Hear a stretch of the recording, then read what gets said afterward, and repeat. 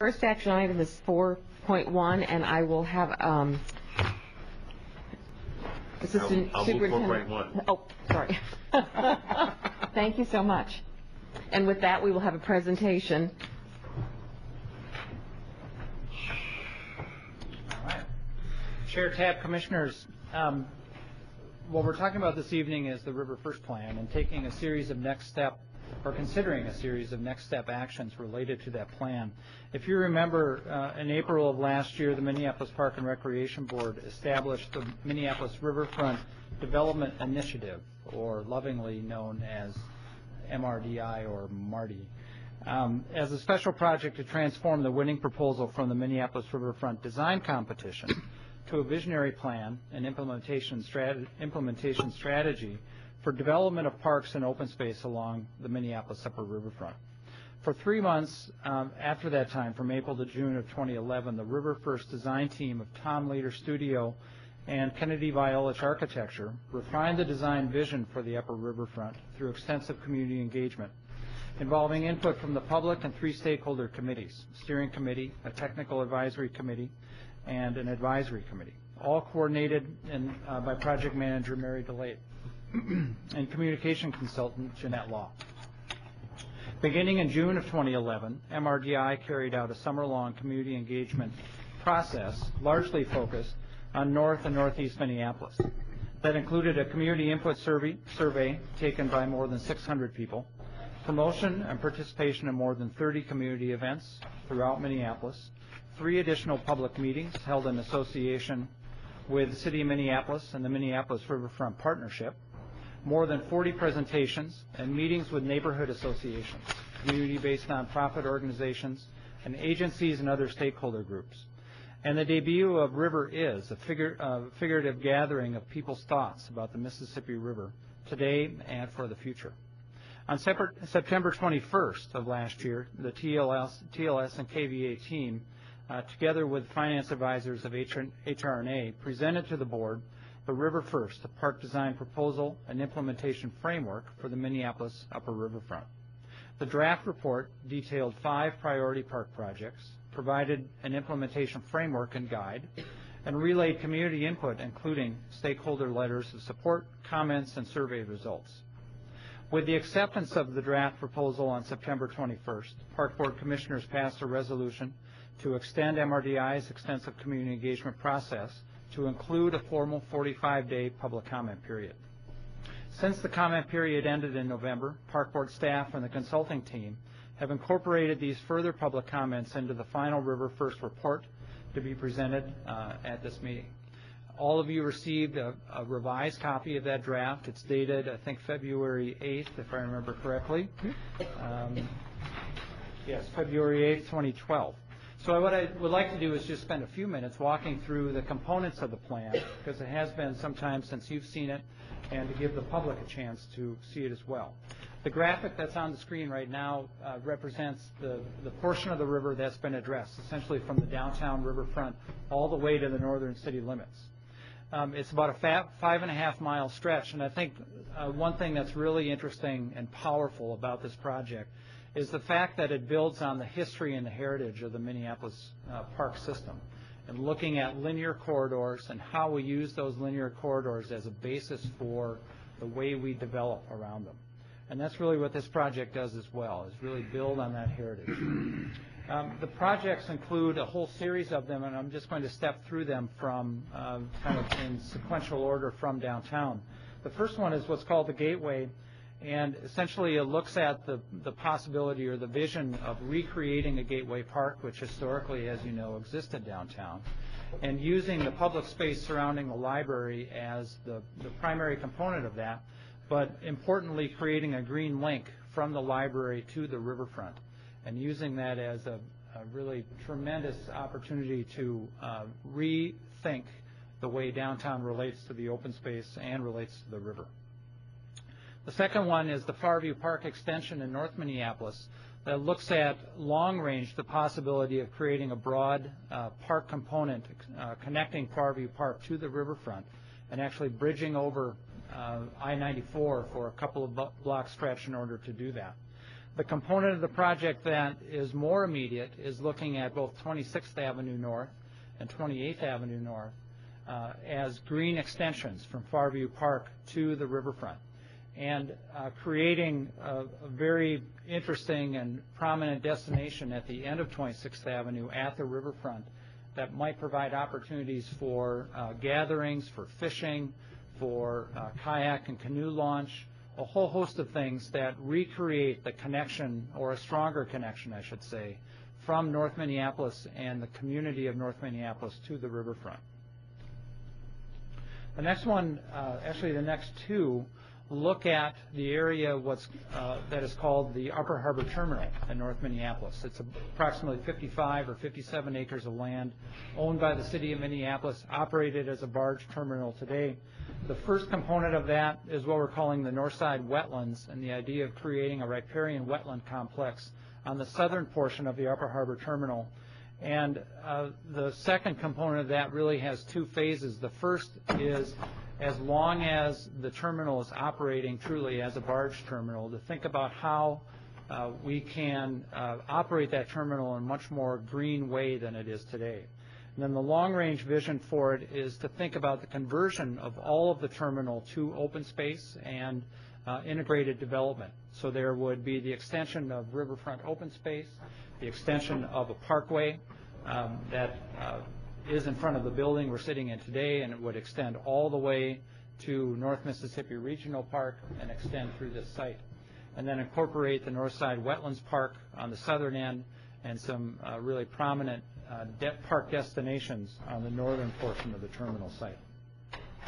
You'll see that woven throughout this plan is a lot about how we can re-engage the river from a recreational standpoint, whether it's through water trails and kayaking and canoeing, or at some point, maybe more distant in the future, really engaging with the water through beaches when the water is cleaner than it is today, and contact with the water. The next one is the Northeast River Bluffs, and looking at this area of more extensive river bluff topography and landscape in this part of the city, and how we can recreate habitat as well as trail components along those river bluffs, and then have a series of parks that are linking using the river corridor itself as the spine, and parks that are linking to that river bluff corridor. There you can see what Scott showed us earlier, Commissioner Vreeland showed us earlier, with the Lowry Avenue Bridge is in the background of this image. The next component is what the design team is calling knot bridges, and the idea of creating really prominent and architecturally designed bridges and connections across the river in order to create a series of trail loops, much like we think about trails around lakes in the chain of lakes, and use the river as the centerpiece of these great trail loops and bridges that are either connected to or underneath marsupial bridges that may be hanging from some of the existing roadway bridges that are pedestrian-oriented, bike-oriented. This image shows a plan view of the idea of creating trails along the river corridor and then those prominent knot bridges crossing, but also the possibility of using, for instance, the BNSF rail bridge just north of where we are now as not only a trail linkage, but thinking about how we can program that bridge for things like market space, event space, things like that, and really create a prominent gateway as well as a gathering place for the community, and bringing together both north and northeast in so doing that. The next one has to do with river islands. Some of the elements of the plan suggest how we can recreate islands within the river corridor. Some of them in a traditional way, that would be earthen islands, but some of them what are called biohavens that are actually floating islands. And if you remember, we've experimented and are experimenting with this concept at Spring Lake near the parade now. We installed 7 small biohaven islands on Spring Lake last summer. The Shear site, which is obviously a prominent new park space that the Park Board has acquired in the last 2 years, is a major component of what we're looking at, and the idea here is to create a significant destination in northeast Minneapolis that has approximately 8 acres of parkland that would be backed up by development that would be supportive of that parkland, and how the two can interface. An example of, or a couple of images of that, both in the summertime and the wintertime. And here you can see the idea of recreating Halls Island, which historically existed in the river corridor, and then creating a channel between the mainland and Halls Island, all of it really operating together from a programmatic and a recreational standpoint.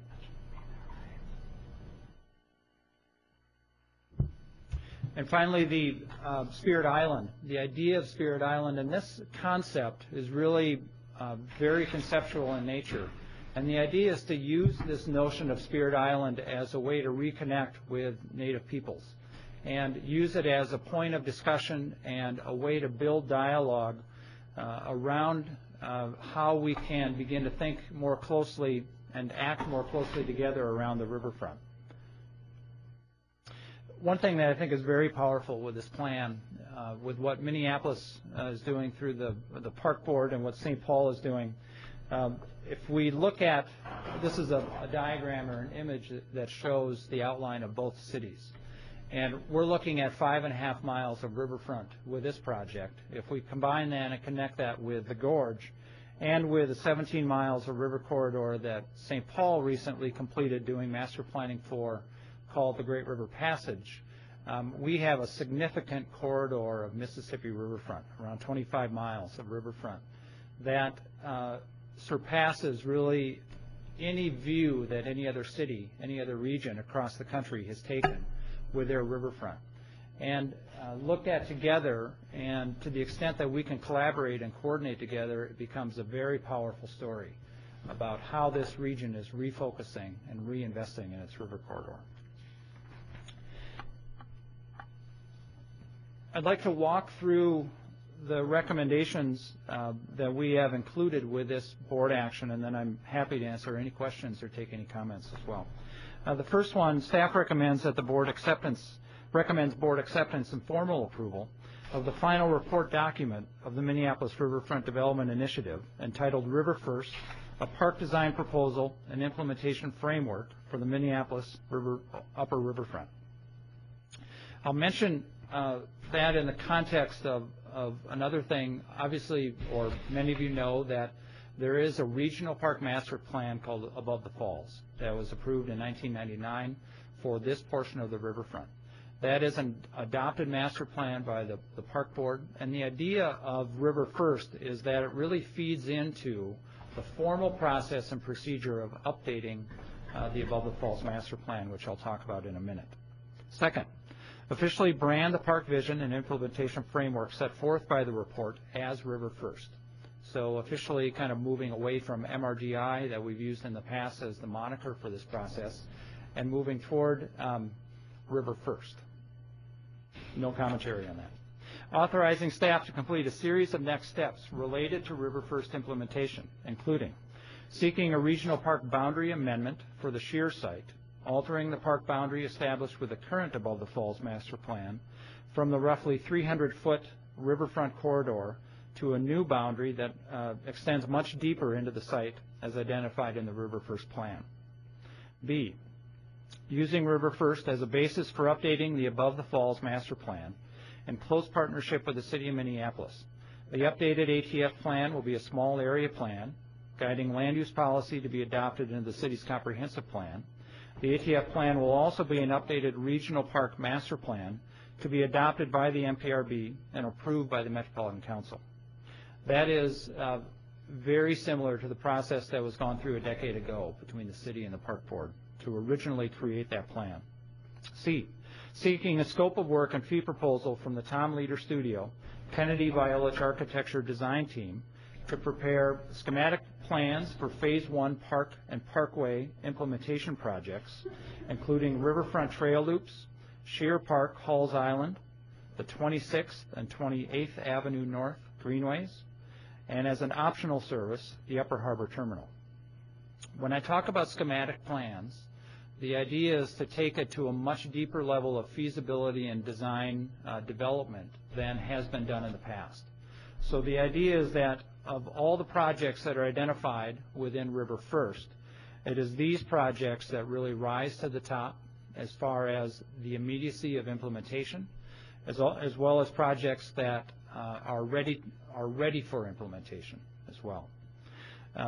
Second, feasibility study of Biohaven floating islands as an optional service. Feasibility study of Biohaven floating islands and as an optional service, the Northside Riparian Wetlands. And the idea behind this one is that we would do feasibility study for the islands as part of the core basic services. And if the city is willing, the city of Minneapolis is willing and interested in coming to the table to explore further the Upper Harbor Terminal, we would entertain the possibility of an additional service around that. And third, design and performance guidelines for possible future development on a portion of the shear site and the City Public Works transfer site. And then finally, the last item, working with the Minneapolis Parks Foundation to establish a partner agreement around the coordination of ongoing community engagement, project fundraising, communications, and public relations, and engage key RiverFIRST partners, including the City of Minneapolis, the Minneapolis Riverfront Partnership, Trust for Public Land, and possible others about their participation in the agreement. And just a note on that, the overall vision that's identified within RiverFIRST has a price tag, an estimate of approximately $175 million. Over the next 5 years, we have in our capital improvement plan roughly $20 million to go toward the Above the Falls area and the central riverfront. Obviously, there's a big delta between the two. So in order for us to truly realize the vision that's contained within RiverFIRST, as well as all the other activities that we know are happening on the riverfront, we need to be, I think, aggressive and forward-thinking about how we can bring partners to the table and find other funding mechanisms in order to accomplish this aggressive project. So with that, I'm happy to answer questions. If you don't mind, before you answer questions from us, if we could, I think there were a few community members who wanted to make a couple of comments. Can I just have a show of hands? One? Just one? Okay. Would you like to come on up? Thank you. Hi, my name is Lauren Maker. I live at 4059 Sheridan Avenue North. I'm a citizen member of the Above the Falls Citizen Advisory Committee, but I am here in my capacity as a private citizen tonight. And what I want to address regarding this resolution is the number 4, working with the Minneapolis Parks Foundation to establish a partnership agreement around the coordination of ongoing community engagement. If we are going to be transparent in this discussion, we need to acknowledge that the current and new executive director of the Minneapolis Park Foundation is Mary DeLate, who was the principal person contracted with by the park board to do community engagement on the Minneapolis Riverfront Design Initiative. And the park board paid her through her entity, although I realize not all of this went to her personally, $189,000 to do community engagement. And I have to say that it was a very pale effort of community engagement in every sense of the word of pale. The board was very specific with her in April of last year that she was to go into the community and specifically engage at the community level in the community itself, particularly with people of color. That did not happen. The board directed her specifically to meet with minority communities. We met as members of Above the Falls Citizen Advisory Committee. We met with Mr. Chamberlain and Ms. DeLate in August 15th, and were told specific things that were going to happen at that point for community outreach to the communities of color. Most of those, other than the meetings with individuals, most of the large efforts did not happen. The public meetings that were held on this project were held in the whiter parts of North Minneapolis and of Northeast. There was nothing that was held below West Broadway on the north side, and specific efforts to engage the Urban League, UROC, and others simply did not happen. So I would, if we are going to be very transparent about this, I would like the board to look at other possibilities for entities to carry out the community engagement. Specifically, why not CURA? Why not UROC? They're both public partners that would have a lot of value that they could bring to this effort and have excellent track records of working with the community at the community level and getting a rainbow of participation instead of very pale effort. And I would encourage you to consider those alternatives, especially if you're looking at spending more money for community engagement on this. Thank you. Thanks. And with that, I think we'll take some questions from the board. Commissioner Olson. Well, I certainly like a lot of the elements of the plan, but I am still extremely disappointed in the land bridge. I just think it's a poor effort to connect North Minneapolis back to the river. And we had that connection before the freeway came through. The freeway came through, it divided it. If you look at cities like Barcelona, they just did a huge project where they went into the poorest area of the city and they covered the freeway and reclaimed all of that land to the riverfront and brought it back to the community. And I don't know why we're not striving for something greater to bring that connection back. A lot of people like land bridge, and yeah, I think it's a great idea, but I think it's far too small. I really think we should be looking at really truly connecting the river back to North Minneapolis, and I think for that to happen we have to look at a much larger scale and covering the freeway and reclaiming that land and usable space. So it's not that it can't be done, it's just that we have to want to do it, have to want to make that commitment. I don't know why we wouldn't make that commitment, since we're going through the process of creating a fairly grand plan. We should really do it right. Thank you, Commissioner Olson. Commissioner Walensky. Thank you, Chair Tab. I'm not on this committee, so I appreciate you giving me this chance to say a couple of things. Number one, Mr. Chamberlain, do we have the capacity in-house to be doing this additional community engagement? This is a significant effort, and we, in order to carry this through the next step, which includes not only the design work but also community engagement, it will require that we partner with others, whether they be consulting firms, nonprofit partners, what have you.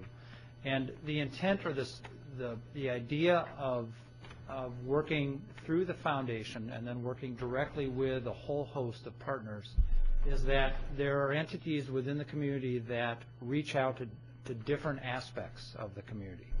And through work with the Minneapolis Riverfront Partnership, for instance, which has connections with elements and entities within the city that are different than the foundation, or different than park board staff, or different than the consulting team, that's what we want to leverage. So the idea is not necessarily to put all of the community engagement responsibility on the foundation.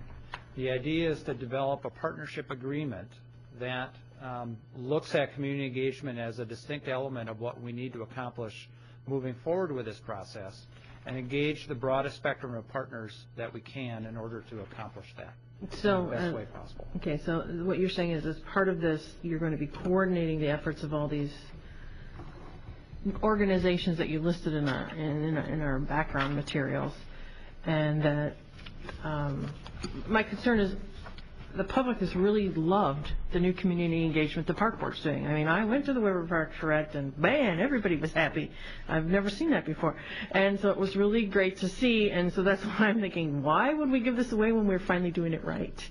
Yeah. And so I hope that we will, I'm understanding from this that this will be some coordination effort on their part, but we're really internally leading it. We're just looking for help. We really are. Okay.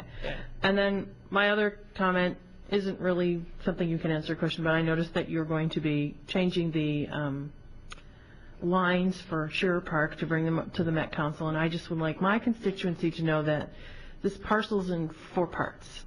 And one of the parts we didn't pay for with Metro Park dollars, the state money. That piece is going to have a lot more flexibility, actually, than the ones that are under the Met Council, because they've got so many open space caveats and covenants on them. So this will give us in our big giant park a lot more flexibility than we had, say, when we were redesigning Boom Island and BF Nelson. And I think the community needs to know that going forward, that it's not like we're just separating it aside because we're going to turn around and sell it, because that's over my dead body. But we will be doing other things there that we couldn't do at these other regional parks because there's so many covenants on them. And so I just want the community to know that this gives us more flexibility. It's not like we're going to be selling that land. So I just want people to be knowledgeable of that so that I don't have any fear-mongering going on in the community. Thank you. Thank you, Commissioner Walensky. Commissioner Vreeland. Yes, this is very exciting and a big piece of trying to pull together many pieces and parts. Do we pull together all the pieces and the parts in this? Waterworks isn't in this. Right outside our window isn't in this. Sheridan Park isn't in this. Are we trying to find this all-encompassing bag that becomes RiverFIRST that really is much more than this plan? I mean, it's kind of hard because this plan is more ambitious than what we can do in the near future, but doesn't include some of the pieces and parts that we really should be working on. I mean, I'm very passionate about connecting Broadway to the river, and that's not a particular piece of this. So again, by approving this, am I narrowing our choices or saying we're doing this and we're not doing that? And then in the larger picture, these are some pretty complicated things that we're working on, and the Shear Brothers, Halls Island, I love, but can we do it? I mean, the Army Corps of Engineers, Coast Guard et al., that may be something where we could have the best plan in the world, but we can't do it. Similar thing with the Biohaven Islands. Again, we're going to look at the feasibility and study that. The Upper Harbor Terminal, we don't own that land. The trails, we don't own that land yet. So can I have your wisdom and expertise about kind of your recommendations of how this unfolds and how we have doable sections, and Boom Island and BF Nelson aren't particularly on the page that we see in front of us.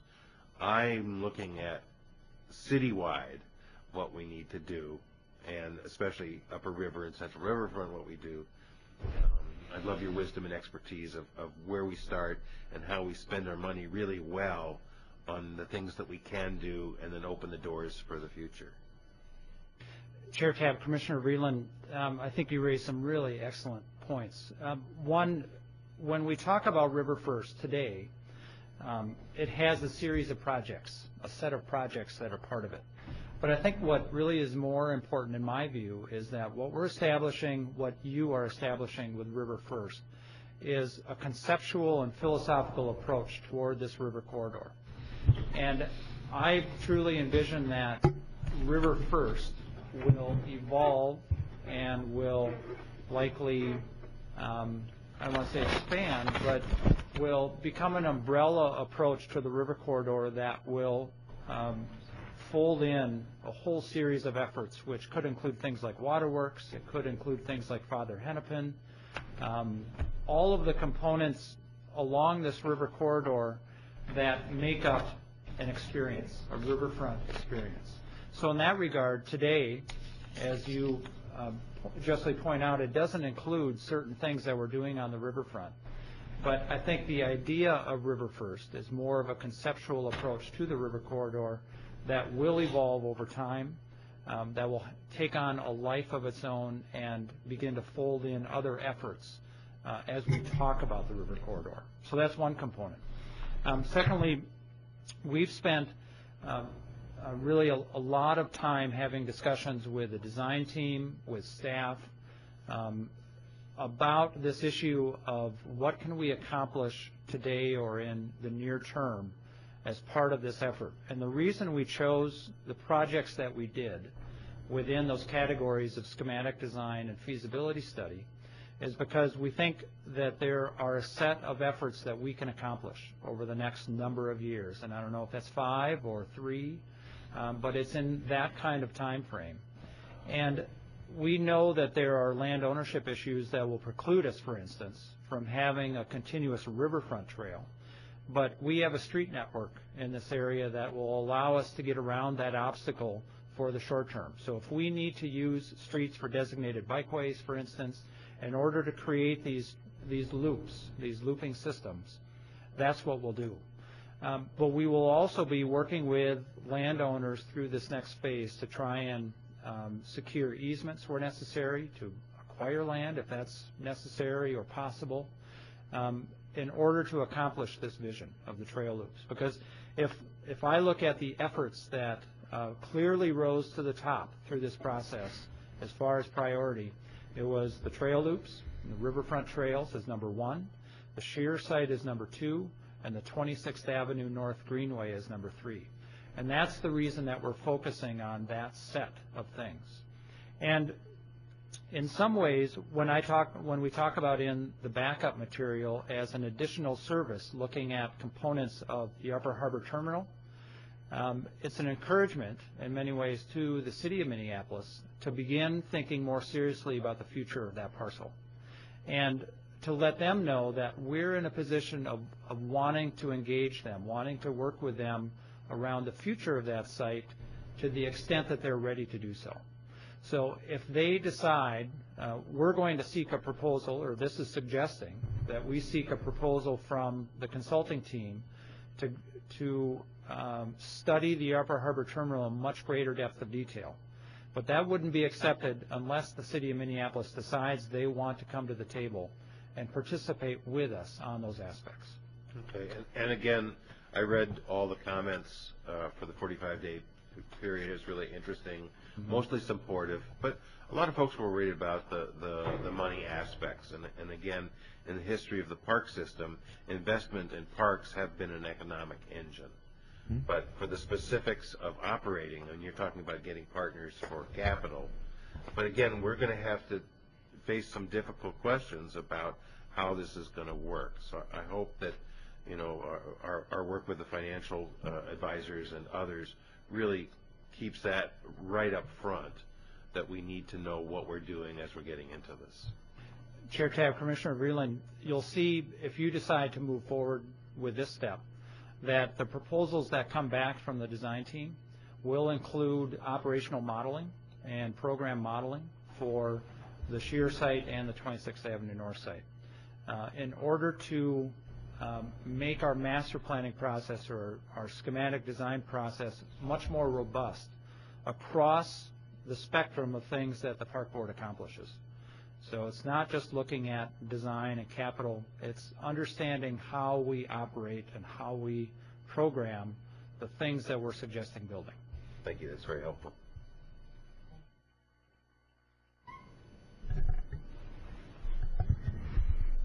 President Irwin. They all went off. Wonder if they're trying to tell us something. I'm glad to see this come forward. This is one of the most significant things this board has accomplished in its 2.5 years. I think the potential for this is huge. Yes, it's going to be expensive, but Worth was digging out swamps with tractors and horses and cornfields, if you look at the images, and there was a lot of criticism back then over that. This, I think, is going to change the face of North and Northeast Minneapolis. Just 2 points. One is that I do believe with Lauren that I still think that we need significant outreach into communities of color. I'm not convinced that we know how to do that well, so I think it's better to go to other organizations that do that well.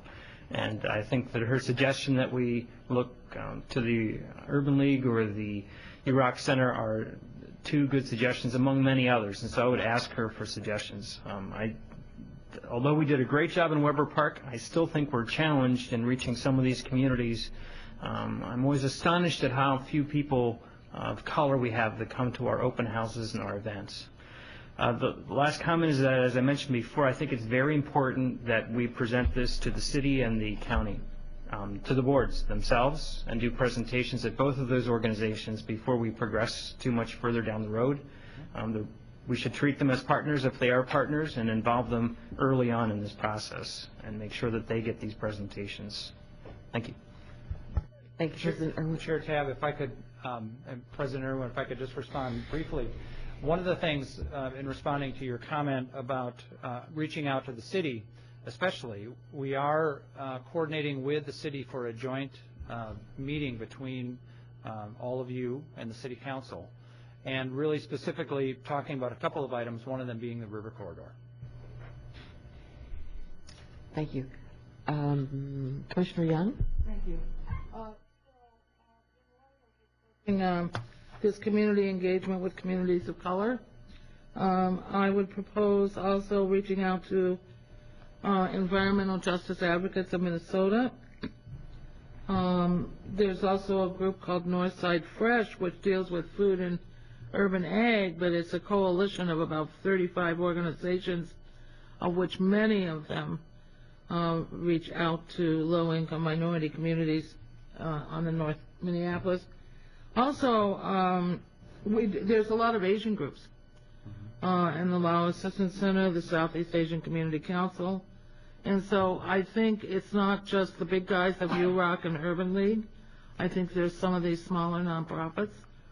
And I'd be very happy to work with you on figuring out who those groups are. And I think that that's why we have a new community engagement department, or whatever it's being called. And I think this is part of what we should be doing ourselves, not just about RiverFIRST, but the entire park system. Thank you, Commissioner Young. Commissioner Olson? Thank you, Madam Chair.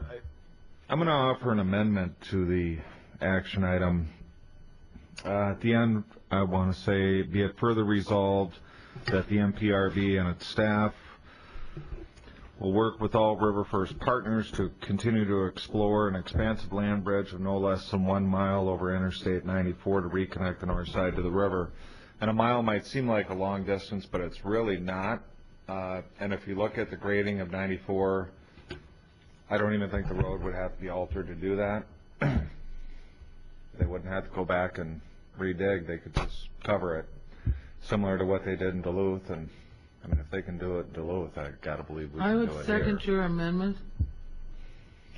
Okay, discussion on the amendment.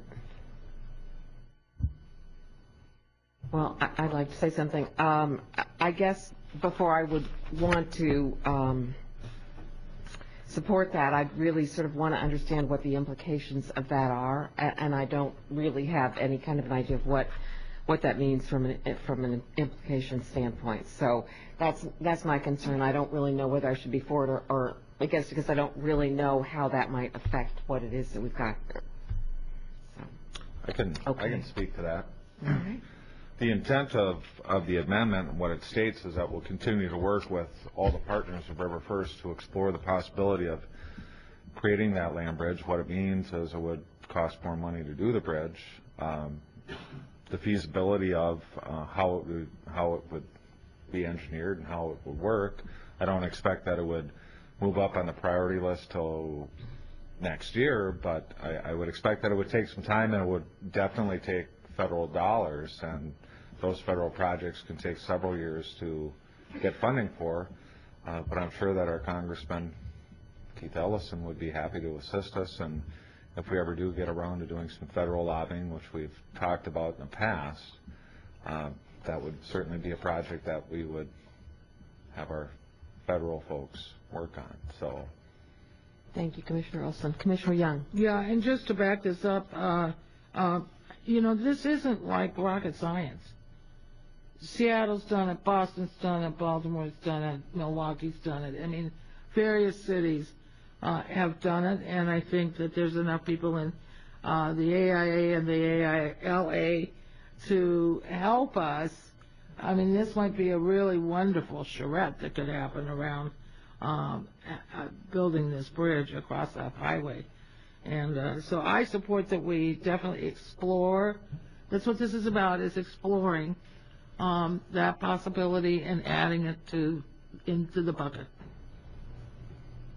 Chair Tab, Commissioners, if I could add the process I think that we could undertake in order to look at this if the committee and ultimately the board decides to move forward with this amendment is as we engage the design team for the schematic design components, we could specifically engage them to take a second look at the land bridge component, and if bring that back to the board at a future date, and you can make a determination at that point whether to amend this report essentially as with that information, with that new information.